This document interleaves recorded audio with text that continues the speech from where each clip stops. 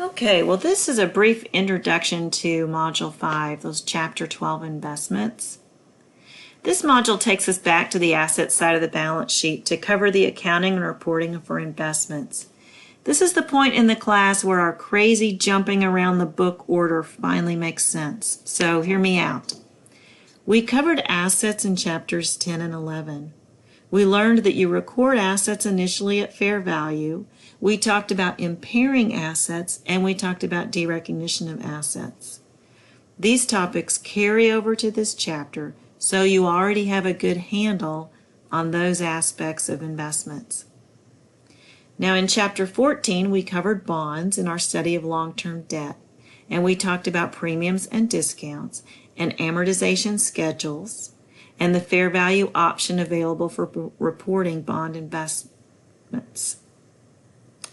All of those ideas carry over to this chapter, except that now, instead of interest expense, we are receiving interest revenue.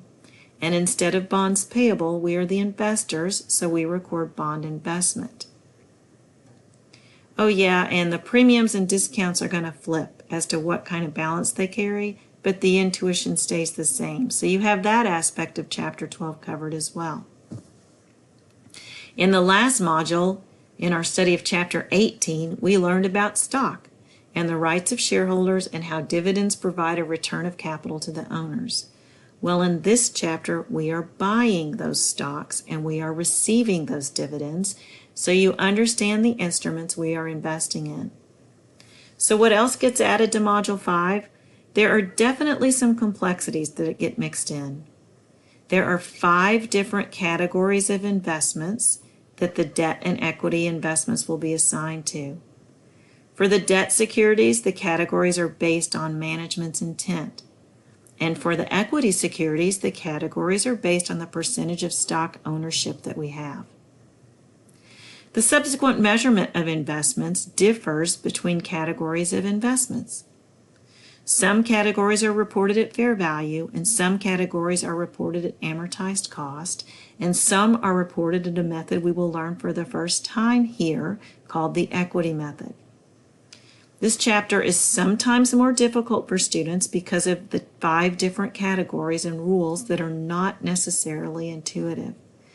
But to the extent possible, I'm going to give you the intuition behind the requirements that we learn. Investors make investments for 3 basic reasons. 1, for cash flows, such as the regular dividends from a stock or the interest payments that come from the bonds. 2, for capital gains. This is when the investment is held until the fair value rises to an attractive level. And 3, for operational synergies. This would be when a company buys enough stock in another company to have influence over that company's decisions. There are quite a few overview discussions in this module. You are so close to being done.